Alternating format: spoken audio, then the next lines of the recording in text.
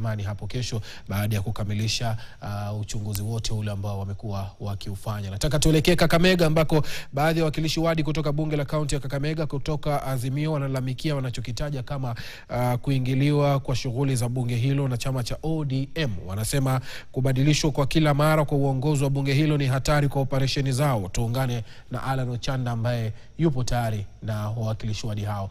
Habari ya leo Ochanda. Na mgogoro wa usimamizi ama uongozi katika bunge la kaunti ya Kakamega umekuwa ukishuhudia kwa zaidi ya miezi mitatu hivi sasa, kwa sababu kumbuka kwamba wakati baada tu ya uchaguzi wa mwaka 2022 waliweza kuchagua wao kama Azimio ambao ndio wengi katika bunge hilo la kaunti ya Kakamega, waliweza kufanya uchaguzi na kumchagua Philip Maina kuwa kiongozi wa wengi, ila baadaye pakashuhudiwa mgogoro ambao uliishia chama cha ODM ambacho ndicho kilicho na wawakilishi wadi wengi katika muungano wa Azimio. Kisha baadaye pakawa ni na barua kutoka chamani ambacho barua hiyo ikiweza pengine kutoa mwongozo mwingine, ila wao ambao wana idadi kubwa katika bunge hilo wanasema kwamba watakuwa bado wakishikilia uongozi ambao waliweza kuchagua baada tu ya uchaguzi wa mwaka 2022. Ila nyuma yangu ni wawakilishi wadi hao ambao walichaguliwa wote wakiwa ni 59, ila kumbuka kwamba yule kuna mmoja ambaye aliweza kuaga dunia, ila kutokana na kutokuwepo kwa idadi ya kutosha makamishna tume ya IEBC hapakuwa na uchaguzi mdogo, hivyo wadhifa huo bado umesalia kutokuwa na mwakilishi. Hivyo tuweze kuzungumza na baadhi yao. Tueleze jina lako, mwakilishi wa wadi ipi, na pengine unashikilia nafasi ipi ya uongozi katika bunge la kaunti ya Kakamega, na pengine kilio chenyu ni kipi kuhusiana na uongozi ama mgogoro wa uongozi katika bunge la kaunti hii? Asante sana. Okay. Mimi naitwa James Tabale, nikiwakilisha wadi ya Kisa North, Khwisero sub county. Na katika bunge la Katuzi la Kakamega, mimi ni mwenyekiti wa kamati ya kilimo. Tukiwa hapa, niko na wenzangu kutoka bunge la Katuzi la Kakamega. Na tumeita hii press kufuatia mgogoro wa uongozi ambao upo katika uongozi wetu wa majority leader. Ile nataka kusema ni kwamba sisi kama assembly leo hii tunajifunia yale ambayo imefanywa na wale vijana wanajiita Gen Z. Manake wamejaribu kutueleza kwamba impunity haina mahali popote katika nafasi ya uongozi Kenya. Na mahali tupo, tulikuwa na barua ambayo iliandikwa na chama cha ODM, na wale walikuwa affected, majority leader ndugu Philip Maina alienda mahakamani. Na pia iko mmoja wetu ameenda katika political parties tribunal. Mahakama kuu na political parties tribunal zimepeana orders conserving the status quo, meaning that hakuna mabadiliko itafanyika mpaka wakati koti zitafanya uamuzi. Tunashangaa leo hii wakati tunaambiwa kwamba an individual chief officer wa ODM party ameandika barua in total disregard to the two existing court orders. Hiyo ni kupropagate impunity, and that has no space in the assembly of Kakamega County. Now it has to be very clear kwamba sisi we're waiting kuona kwamba the civility and fidelity to the rule of law is applied. Isikuwe kwamba mtu anaweza kuwa kando anaandika barua akiimagine kwamba his personal letter can overturn a court order. Asanteni sana. Sawa, pengine tukimpatia mwingine nafasi hapa, kwa sababu wenzako anasema kwamba barua iliandikwa, ila nyinyi pengine mna uongozi ambao mnautambua, pengine sasa mtakuwa mkiafikia maafikiano yapi ili kuweza kuhakikisha kwamba mnafanya kazi kwa uwiano? Okay.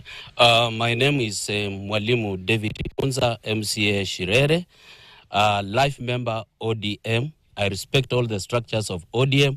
I respect the party leader and everybody in leadership.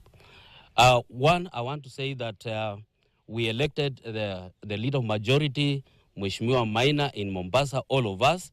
And since then, there is no bill that has failed in the House that we have a problem or a resolution. And therefore, is the leader, all of us recognize and respect and work under him without any problem. Two, we had a meeting with the SG and the chairman, ODM, national chairman, ODM in Kisumu, We are yet to get the results. So up to this moment, we do not know what is taking place. We want to believe a very meager number of people or honorable members are taking our majority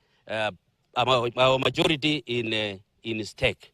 Lastly, as a team, as majority team, we are supporting Mheshimiwa Maina because we have not had any problem with him. Pengine utueleze jina lako, wadi ipi kabla ya kwenda kwa sababu ya ule usawa wa kijinsia. Utueleze tu jina lako, wadi yako na pengine msimamo wako kuhusu swala hili zima. Asante, mimi naitwa Peter Walunya, nawakilisha watu wa Malai, Songo, Makunga. Kwamba mimi nilichaguliwa kwa the minority coalition ya Kenya Kwanza, na hii mfurugano ya Azimio ama ODM, chenye naweza sema tu ni kwamba tungependelea iishe haraka, kwa sababu sisi watu wa Kenya Kwanza katika bunge la Kakamega tunaona ni kwamba hiyo mgogoro inasumbua na inaleta tabu, hata hatuwezi fanya kazi kikamilifu na kusaidia watu wetu wa Kakamega County, kwa sababu wanaamuka kwa bunge, tunarushiana mawe na maji, ambapo sio jambo muhimu na jambo la kusaidia. Tunaomba kwamba hii mgogoro ikakuje kuisha ili tukaweze kusaidia watu wetu wa Kakamega. La mwisho, naweza sema tu kwamba kama advice, hii mgogoro yenye tunashuhudia, ODM imeichukulia, ODM haina wawakilishi bunge wadi wengi katika Kakamega County Assembly. Ni Azimio ambayo iko na wawakilishi wengi kwa bunge la Kakamega County Assembly. Sasa kitu yenye inaleta shida sana, ODM inachukulia hii maneno kuwa affair ya chama ya ODM, na kuna wawakilishi wadi wengine ambao ni party walipitia kwa vyama ambavyo ni affiliate na ODM kwa ile Azimio. So pia hao wanaona kwamba haki zao zinagandamishwa na ODM, kwamba hahusishwi. So tunaweza sema tu kwamba ODM iache kuchukulia hii jambo kama jambo la ODM peke yake, ichukulie kama Azimio, ishurutishe wawakilishi wadi wote ambao wako kwa chama coalition ya Azimio, ili hii mgogoro ikaweze kusuluhishwa kwa njia ambayo ni mwafaka, na sisi bunge la Kakamega tuzidi kuhudumia watu wetu wa Kakamega County. Asante. Asante sana, kwa sababu pengine ya kuweza kuzingatia pia usawa wa kijinsia. Pengine tueleze mwakilishi wadi kutoka wapi, ama kama ni mteule tueleze jina lako pia na mgogoro huu mzima pengine unatilafiana kivipi na utendakazi wa bunge la Kakamega, na ni vipi ambavyo pengine mnataka muongozo huo ukitolewa kuweza kusuluhisha hili. Asante sana. Jina langu ni Madam Scholar Mheshimiwa Ngina kutoka Kakamega County. Mimi hapa, huu mgogoro unafanya wakina mama ambao ni wateule wanafinyiliwa sana. Unapata wanaambiwa usifanye hivi, usifanye hivi. Hata ukiangalia hapa, ni mimi tu mama peke yangu ama nominated peke yangu. Watu wote wanajua, watu wengi wale wanakuwa nominated ni wakina dada, lakini ukiangalia hawako. Lakini wote wana support Philip Maina, lakini wanaogopa kuonekana mbele ya kamera kwa sababu ya vitisho kutoka kwa viongozi wetu. Jamani, ni lini wa baba mtawacha kutisha wakina mama? Wacha tufanye kazi. Tufanye kazi, Kakamega iende mbele. Na tunajua mama ni mama ya kila mtu. Wacheni kutisha hawa kina mama, wacha wafanye kazi. Kwani nomination ni vitisho tupu? Hakuna mahali mtapatia mtu democratic right ya kukuwa nominated. Huko nje watu wanasema nominated mamas. Nyinyi viongozi mnatudhulumu, mnatupatia vitisho. Hiyo ni haki.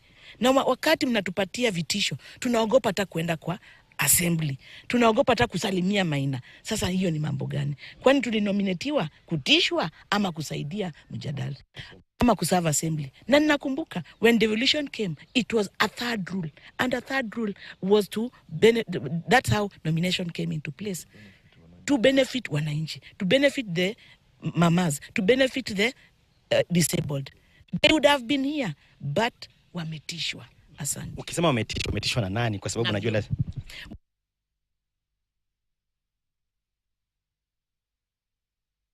na ninajua baada hii hao watalazimishwa waende kwa presa ingine kubwa.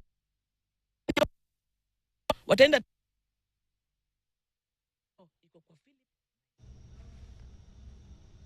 mtakuwa mkiweza kuhakikisha kwamba suluhu inapatikana, kwa sababu najua kiongozi wa wengi ni lazima awepo, na muungano wa Azimio ndio ulio na idadi ya juu. Kwa kifupi sana, mtasuluhisha namna gani? Kwa sababu sasa kuna watu wawili ambao wanangangania wadhifa huu.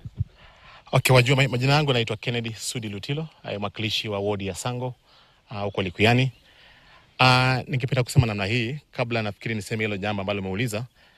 Ni kwamba sisi katika Kakamega tuko na ofisi za nyanjani. Ofisi ambazo zinaweza suluhisha issues zetu za hapa ama migogoro ambayo tunapitia. Maana kwa sasa hivi shida ambazo tunapata kutoka kwa head office, meddling the affairs of local politics, na inaharibu siasa yetu ya hapa. Na pia katika inaharibu bunge, mikakati ya bunge, kuchapa kazi wa bunge. So we like to encourage head office. They give an opportunity to the local officers to do their work because they were chosen to do exactly that. Kwa sababu kama hawawezi pewa nafasi hiyo, inamaanisha hawatakani kuwa hapo. Kwa hivyo tuna chairmans wa vyama katika hizo nyanjani Kakamega County, wapewe nafasi hiyo, watatue shida za county. Badala ya kusema kwamba everything has to come from the head office. Nice. Yes. Asante sana. Naam, ukitazama tu ni ama kilio ama pengine maoni ya wawakilishi wadi kutoka bunge la kaunti ya Kakamega, na si wale wa Azimio peke yake, ila umeweza kuona wakiwakilishwa pia na wale ambao wametokea muungano wa Kenya Kwanza, ambao wanasema kwamba mgogoro huo kuhusu ung'ang'aniaji wa wadhifa wa kiongozi wa wengi katika bunge hilo umeathiri utendakazi wa bunge zima, si operesheni katika muungano wa Azimio pekee, ila muungano mzima ama katika bunge zima la kaunti ya Kakamega, na hivyo wanataka tu pengine pawepo uwazi katika utendakazi